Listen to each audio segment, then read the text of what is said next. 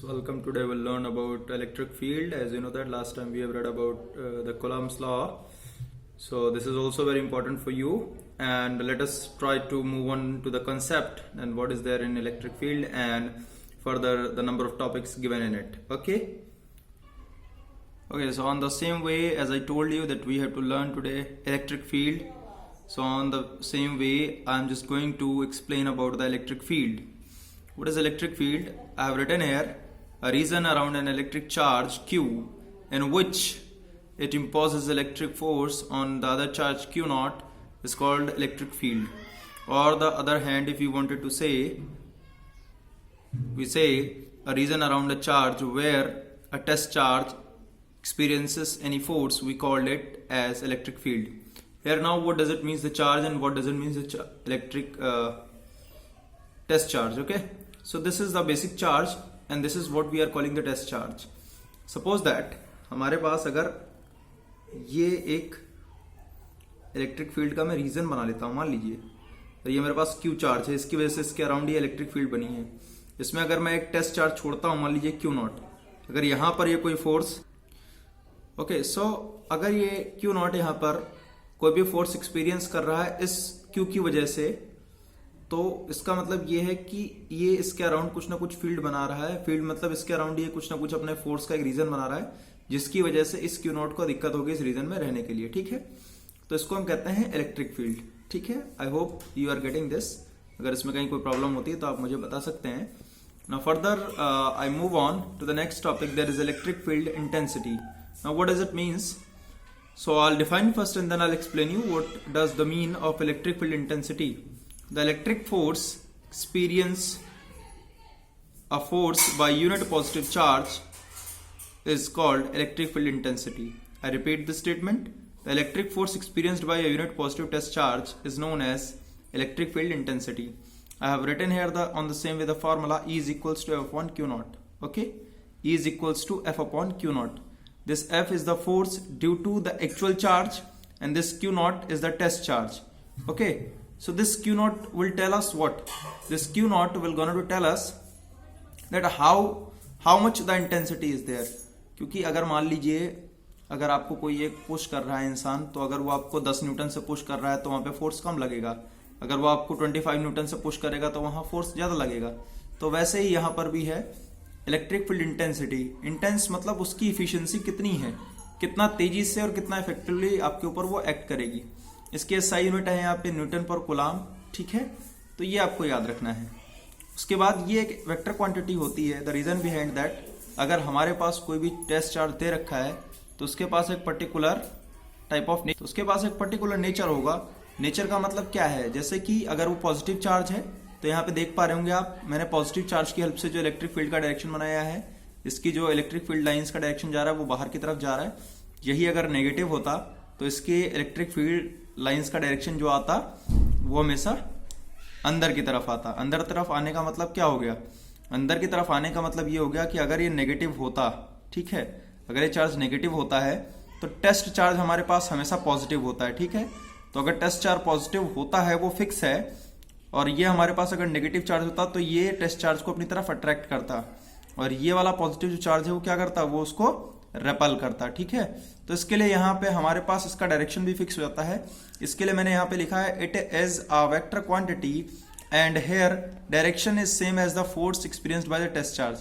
तो test charge अगर negative charge है तो उसकी तरफ जाता है, और अगर वो पॉजिटिव चार्ज है तो उससे दूर जाता है. कौन? Test charge. ठीक है, तो वही उसका डायरेक्शन होता है, वो मैंने लिख दिया है. ठीक है, यहाँ पे मैंने लिखा हुआ भी है a test charge is always positive in nature. ये इसकी एक बेसिक प्रॉपर्टी है जो कि आपको याद रखनी पड़ेगी. उसके बाद फिर मैंने एक यहाँ पे क्या किया है, वैसे ही फॉर्मूला बना लिया है इलेक्ट्रिक फील्ड इंटेंसिटी या फिर electric intensity due two point charge, जो कि मैंने लिखा हुआ है, जिसको आप अच्छे से देख पा रहे हैं कि एक पॉजिटिव चार्ज मैंने कंसिडर किया हुआ है और उसका एक जो पर्टिकुलर डायरेक्शन है वहां पे मैंने आर यूनिट वेक्टर 21 लिखा हुआ है. और अगर ये भी पॉजिटिव है तो इसको आप देख पा रहे हैं मैंने बाहर की डायरेक्शन की तरफ बनाया है. यानी कि अगर ये पॉजिटिव है तो ये इस टेस्ट चार्ज को क्या करेगा, बाहर की तरफ भेजेगा. अगर ये नेगेटिव होता तो इसका डायरेक्शन इस तरफ की होता, यानी अंदर की तरफ होता. ठीक है, तो ये आपको समझ में आ रहा होगा. उसी तरीके से मैंने यहाँ लिख भी दिया है F vector positive base Q is equals to 1/4 pi epsilon naught Q into Q, ये वाला क्यू और ये वाला क्यू, ठीक है। So Q into Q upon R square, यानी इनके बीच में अगर कोई भी डिस्टेंस होता है तो उसको मैं आर स्क्वायर कह सकता हूं, और जिसके लिए डायरेक्शन मैंने रिप्रेजेंट क्या किया है आर यूनिट वेक्टर बेस 2 1, ठीक है। तो उसकी हेल्प से हम क्या कर सकते हैं, इलेक्ट्रिक फील्ड इंटेंसिटी भी निकाल सकते हैं।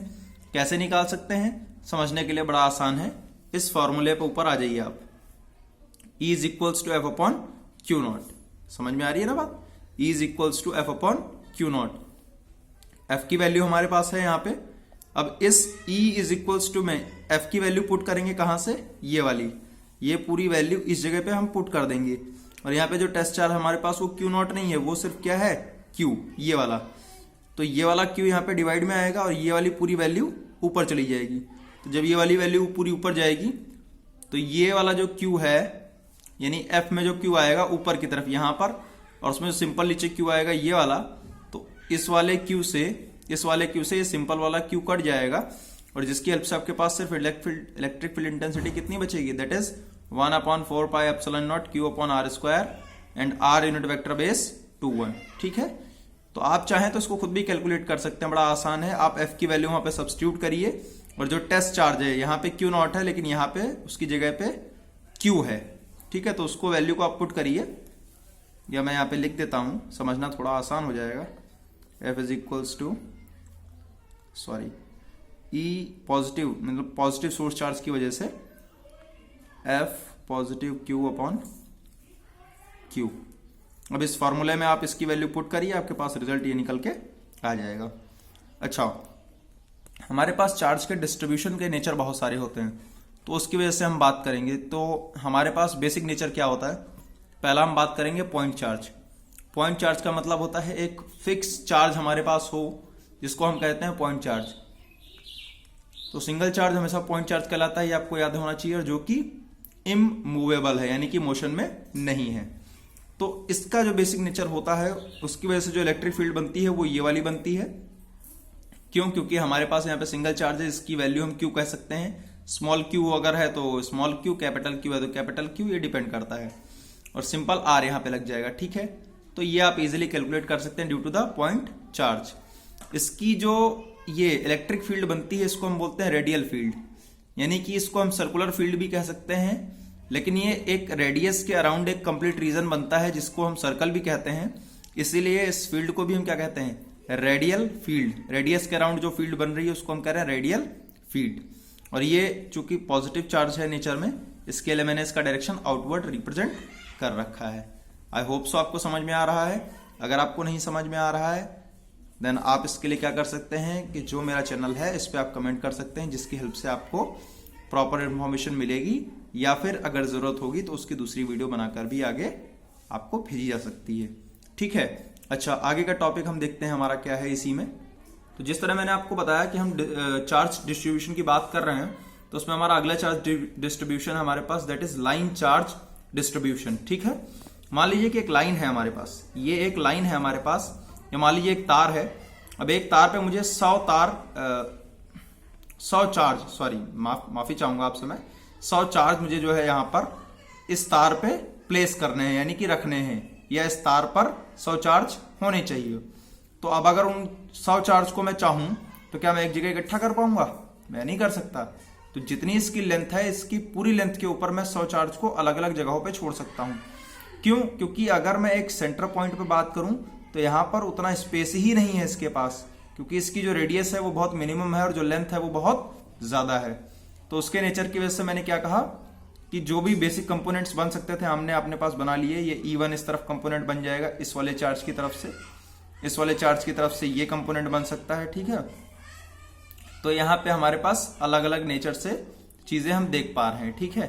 और हमारे पास अगर एक स्मॉल लेंथ हम कंसिडर करें, यानी कि ये वाली, तो हमने एक स्मॉल लेंथ भी कंसिडर कर ली, जिसको हमने बेसिकली DL कंसिडर कर लिया। DL का मतलब स्मॉल लेंथ, ओके। तो हमने ये कंप्लीट लेंथ अगर हमारे पास L थी, तो हमने इसकी एक स्मॉल पार्ट या स्मॉल लेंथ या स्मॉल यूनिट मान ली, जिसको हमने कहा DL, ठीक है। तो इसको हम क्या कहते हैं? इसको बेसिकली हम कहते हैं लीनियर चार्ज डेंसिटी। इसलिए हमने इसको एक नया नाम दिया। सिंपल अगर डिस्ट्रीब्यूशन होता है जिसको हम कहते हैं सिर्फ चार्ज डिस्ट्रीब्यूशन, लेकिन हमारे पास ओवर द लेंथ यहाँ पे डिस्ट्रीब्यूशन है, इसके लिए हम कहते हैं इसको लीनियर चार्ज डेंसिटी या लीनियर चार्ज डिस्ट्रीब्यूशन। ठीक है, तो एक हमने नया टर्म बनाया, this is linear charge density which is represented by. हाँ, तो मैं आपसे कह रहा था कि यहाँ पे बात हम कर रहे हैं लीनियर चार्ज डेंसिटी की, जिसको हमने एक नया सिंबल दिया जिसको हमने बोला लैम्डा। लैम्डा का रिप्रेजेंटेशन आप क्लास 11th से भी जानते हैं और दूसरी क्लासेस से भी जानते हैं, इसके लिए आपको समझ में आ रहा होगा। This is lambda and lambda is equals to Q upon L, यानी इसको अगर हम डेफिनेशन की फॉर्म में बनाए तो हम कह सकते हैं charge distributed per unit length. ठीक है, चार्ज पर यूनिट लेंथ, जिसको हमने कहा lambda which is linear charge density. अच्छा, इसके बाद इसमें अगर हम थोड़ा सा इसको इस टर्म में बात करने की कोशिश करें कि ठीक है भाई, हमने कहा कि अगर ये स्मॉल एक लेंथ है तो यहाँ पे कितना चार्ज डिस्ट्रीब्यूटेड होगा, तो कंप्लीट चार्ज तो डिस्ट्रीब्यूटेड होगा नहीं। तो मैंने कहा if I take very small length which is DL, ठीक है, तो स्मॉल लेंथ में जो चार्ज डिस्ट्रीब्यूटेड होगा कितना होगा, लैम्डा इंटू डीएल। भाई अगर एक छोटी लेंथ में लैम्डा चार्ज डिस्ट्रीब्यूटेड है तो एक छोटी लेंथ में कितना होगा, उस लेंथ को आप मल्टीप्लाई कर दीजिए। समझने के तौर पे बहुत आसान है। जैसे कि मैंने कहा कि एक आम की कीमत जो है हमारे पास वो 5 रुपए है, और वो जो 5 रुपए है वो यहाँ पे आप लैम्डा समझ लीजिए। और मैंने कहा अभी एक आम की कीमत जो है, यानी कि एक यूनिट की जो वैल्यू थी हमारे पास वो थी लैम्डा। तो वैसे ही अगर मैंने कहा इसकी मैं 4 यूनिट और ले लूं तो कितनी हो जाएगी, 20, यानी मैंने 4 से मल्टीप्लाई कर दिया। तो मैंने कहा एक स्मॉल पार्ट, यानी एक कोई भी लेंथ का जो हमारे पास पार्ट है, यानी पर यूनिट लेंथ जो हमारे पास चार्ज है वो लैम्डा है। तो मैंने कहा अगर डीएल एक पर्टिकुलर लेंथ है तो उसका हमारे पास कितना चार्ज होगा, वो लैम्डा इंटू डीएल होगा। ठीक है, ये हमको समझ में आ गया, जिसकी वजह से हम चाहें तो लिख सकते हैं lambda is equals to D Q upon DL, यानी कि अगर लेंथ डीएल छोटी है तो चार्ज भी हमारे पास वहां पर जो डिस्ट्रीब्यूटेड होगा वो कम होगा, पूरा चार्ज तो नहीं कह सकते। अच्छा, तो उसकी वजह से अगर हम डीई की वैल्यू वहां पे निकालने की कोशिश करें तो वो वैल्यू हमारे पास निकल सकती है DE is equals to 1/4 pi epsilon naught lambda into DL upon R square. यहाँ पर पहले हम क्या लिखते थे, आप याद करिए, यहाँ पे हम लिखते थे क्यू, डी क्यू, मतलब सिंपल क्यू लिखते थे। अगर स्मॉल क्यू को लिखने की कोशिश करेंगे तो ये हो जाएगा डी क्यू। अब इस डी क्यू की वैल्यू अगर हम रिप्लेस करने की कोशिश करें तो क्या बनेगा, लैम्डा, और ये वाला डीएल जो नीचे है वो पहुंच जाएगा ऊपर, सो लैम्डा इंटू डीएल। तो डी क्यू की जगह पे मैंने क्या लिखा, लैम्डा इंटू डीएल। तो DE is equals to 1/4 pi epsilon naught lambda into DL.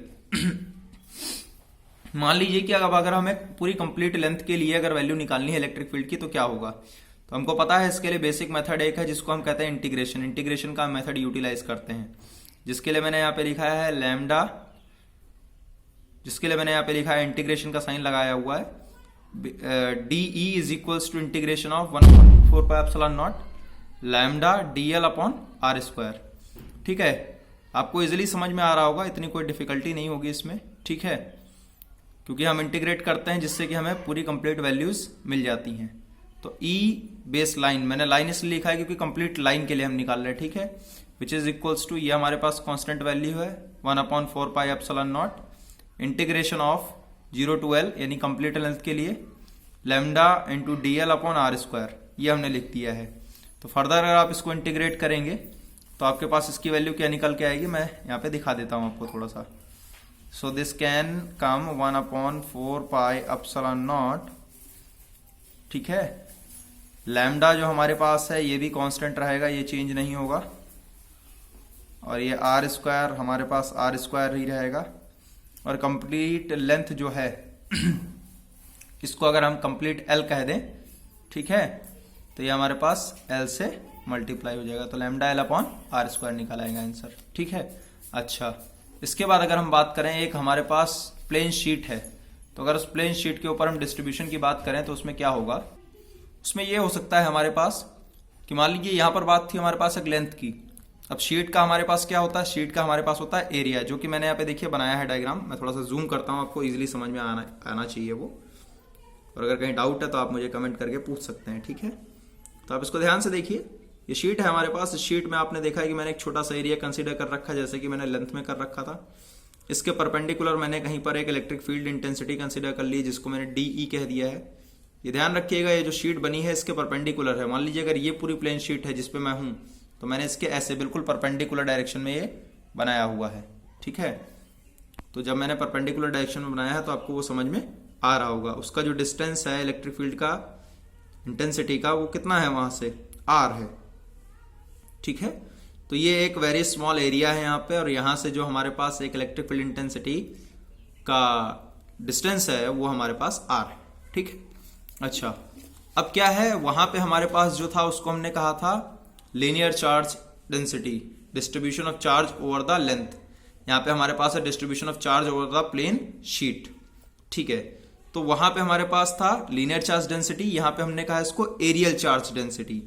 Aerial क्यों? क्योंकि यहाँ पे अब हम एरिया की बात करेंगे, वहां पे लेंथ की बात हो सकती थी, लेकिन यहाँ पे हमारे पास ये शीट है, शीट में लेंथ भी होगी ब्रेथ भी होगी, और लेंथ इनटू ब्रेथ हमारे पास एक पर्टिकुलर एरिया ही निकल के आता है, जो कि आपको पता है।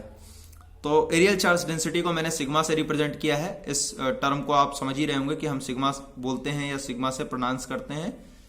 सो it's pronunciation is sigma and sigma is equals to Q upon A, बिल्कुल पुराने जैसा ही है। वहां पर हमने क्या किया था, मैं पीछे लेकर के चलता हूं आपको, थोड़ा सा ध्यान से देखिएगा। यहां हमने किया था lambda is equals to Q upon L, यहाँ पे क्यू अपॉन एल था, और यहाँ पे देखिए आप थोड़ा, यहाँ पे lambda sigma is equals to Q upon A है। समझ में आ रही है ना बात आपको, कि यहाँ पे डिफरेंस किस चीज का है, यहाँ पे वहां पे इस जगह पे क्या था, एल था, और इस जगह हमने यहाँ पे क्या लिख दिया है, ए, ठीक है। तो आपको इजीली समझ में आ रहा होगा। अब यहाँ पे अगर हम स्मॉल चार्ज की बात करें, स्मॉल चार्ज की बात करें तो वो कहां पर होगा, कि स्मॉल एरिया में ही होगा, उससे ज्यादा तो कहीं नहीं होगा। तो ये आपको समझ में आ रहा होगा, sigma is equal to D Q upon D A, इसको हम इस तरीके से लिख सकते हैं। Now here if you talk about electric field is very small in the area that is D A, तो हमने वैसे ही फिर से इलेक्ट्रिक फील्ड स्मॉल निकाल ली, that is D E is equals to 1/4 pi epsilon naught sigma into D A upon R square. I repeat, D E is equals to 1/4 pi epsilon naught sigma into D A upon R square. ये sigma into D A कैसे निकल के आया है आपको समझ में आ रहा होगा, इस चार्ज वाले की जगह पे, जो कि एक बेसिक कूलॉम्स लॉ का फॉर्मूला है हमारे पास। अच्छा, उसके बाद आप यहाँ देख सकते हैं मैंने क्या लिखा है, D E is equals to 1/4 pi epsilon naught D Q upon R square. यानी कि मैंने इसको इस फॉर्म में भी पहले यहाँ लिखा है डी क्यू की फॉर्म में, और फर्दर मैंने इस तरफ एरो लगाया है, तो मैंने इस फॉर्म में भी इसको यहाँ पे लिखा हुआ है। एक हमारे पास इसमें और टर्म आता है जिसको मैं समझा देता हूँ आपको फटाफट जल्दी से, क्योंकि बहुत लंबा वीडियो आपके लिए देखना थोड़ा सा मुश्किल कर सकता है। कभी कभी बहुत लंबा वीडियो नहीं देखते ना, लेकिन हम देखेंगे। लास्ट टॉपिक है, देख लेते हैं फटाफट, इसको खत्म करते हैं, उसके बाद फिर हम देखेंगे अगली वीडियो में, ठीक है। तो देखिए इसे वॉल्यूमेट्रिक चार्ज डेंसिटी। तो अब तक हम बात कर रहे थे कहाँ पे, हमने एक प्लेन शीट की बात की, दूसरा हमने पहली जो बात की थी वो हमने लेंथ की बात की थी। अब तीसरी बात जो हम करेंगे, हमने कहा कि मान लीजिए हमारे पास एक स्पेयर है। क्या है, हमारे पास एक स्पेयर है, सॉलिड स्पेयर है, ठीक है, होलो स्पेयर नहीं है। तो अब अगर ये सॉलिड स्पेयर है तो इसके अंदर कुछ मास होगा, और उस मास को हम क्या कह सकते हैं, इसका वॉल्यूम है, या इसके अंदर एक वॉल्यूम फील्ड है, जिसको मैंने positive charge charge charge charge charge कह दिया, ठीक है ना, समझ में आ रहा होगा आपको। अच्छा, इसका मैंने एक छोटा सा एरिया कंसिडर कर लिया, एरिया मतलब वॉल्यूमेट्रिक पार्ट, इसका मैं छोटा सा वॉल्यूम कंसिडर कर लिया, जिसको मैंने लिखा हुआ है यहाँ पे डीवी से, ठीक है। कंप्लीट जो हमारे पास होगा उसको हम क्या कहेंगे, वॉल्यूम को वी, और जो स्मॉल वॉल्यूम को कहेंगे हम कहेंगे डी वी। तो यहाँ पे हमारे पास एक नया टर्म निकल के आता है जिसको हम रिप्रेजेंट करते हैं रो से। इस रो को हम बोलते हैं volumetric charge density, which is Q upon V. आपको समझ में आ गया होगा फिर से कि क्यू अपॉन वी यहाँ पर क्यों है और कैसे है, ठीक है। चार्ज पर यूनिट वॉल्यूम, ठीक है। यहाँ पे मैं लिख देता हूं इस टर्म को, charge per unit volume. Charge per unit volume की अगर हम बात करेंगे तो इसको हम बोलते हैं वॉल्यूमेट्रिक चार्ज डेंसिटी, ठीक है। अब फिर से यहाँ पे हम इजीली इसको समझने की कोशिश करेंगे। तो D E is equals to 1/4 pi epsilon naught sigma, sigma naught, it's rho, sorry, D E is equals to 1/4 pi epsilon naught rho D V upon R square. ये कैसे है आपको समझ में आ रहा होगा। अगर आप इस क्यू की जगह यूटिलाइज करना चाहें और इसको सिंपल फॉर्म में लिखना चाहें, ठीक है, so this can be written as rho is equals to D Q upon D V, okay, D V. तो इसको अगर हम फर्दर इंटीग्रेट करने की कोशिश करें तो हम इसको इंटीग्रेट कर सकते हैं 0 से v पर, जिससे कि हम इसकी कंप्लीट इलेक्ट्रिक फील्ड निकाल सकते हैं, ठीक है। यहाँ पे पॉइंट चार्ज का फॉर्मूला यूज नहीं हो सकता है, क्योंकि आपको समझ में आ रहा होगा यहाँ पे सिंगल पॉइंट चार्ज हमारे पास नहीं है, यहाँ पे बंडल ऑफ चार्जेस है, ठीक है। वरना हम यहाँ पे पॉइंट चार्ज का फार्मूला यूज कर सकते थे। ठीक है ना। तो आई होप सो आपको ये वीडियो पसंद आया होगा। Okay, thank you.